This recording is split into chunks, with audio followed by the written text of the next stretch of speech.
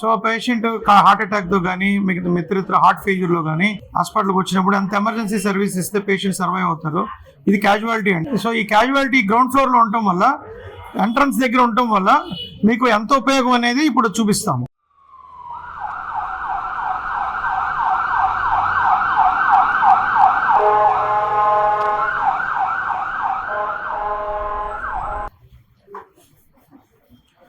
So ఇప్పుడు మీరు చూస్తున్నారు ఎమర్జెన్సీ కేసు వచ్చింది మనకి. ఇప్పుడు ఇమీడియట్గా గేట్కి వెంటనే విత్ ఇన్ యాక్సెస్ మనకి ఏంటంటే 30 సెకండ్స్లో మనం పేషెంట్ రిసీవ్ చేసుకుంటామండి.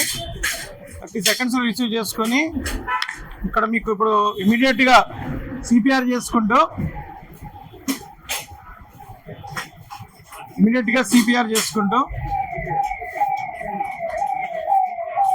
సో ఎమర్జెన్సీ డాక్టర్స్ అటెండ్ అవుతారు. మనకి మీరు అబ్జర్వ్ చేస్తుంటే జస్ట్ 20 to 30 సెకండ్స్లో పేషెంట్స్ ఈ విధంగా సేవ్ అవుతున్నారండి.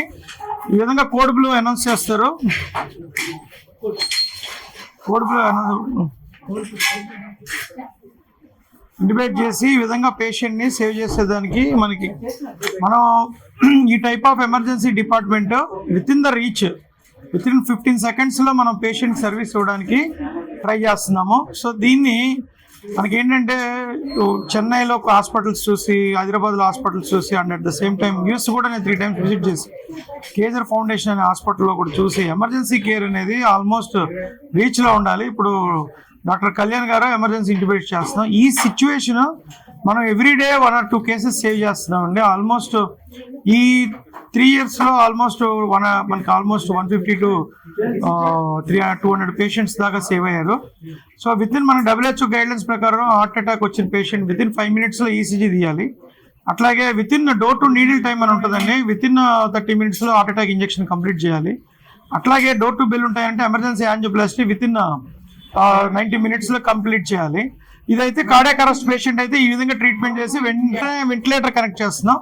సో మీకు ఆల్మోస్ట్ 1 minute పేషెంట్ లోపలికి వచ్చేసారు, పేషెంట్ సేవ్ చేయడం జరిగింది. సో ఇట్లాంటి సర్వీసెస్ ఇవ్వాలంటే మనకి ఎమర్జెన్సీ వార్డు ఇంత రీచ్లో ఉంటే మనం ఎంత బాగా చేయగలుగుతున్నామో చూడండి. ఎమర్జెన్సీ వార్డు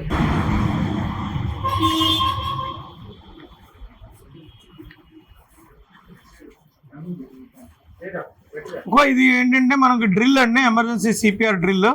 సో మీ అందరికీ మనకి దగ్గర హృదయాలయాలో ఈఆర్ డిపార్ట్మెంట్ ఎంత స్ట్రాంగ్గా ఉందని అందరికీ తెలియజేయాలని ఈ వీడియో చేయడం జరిగింది. Thank you.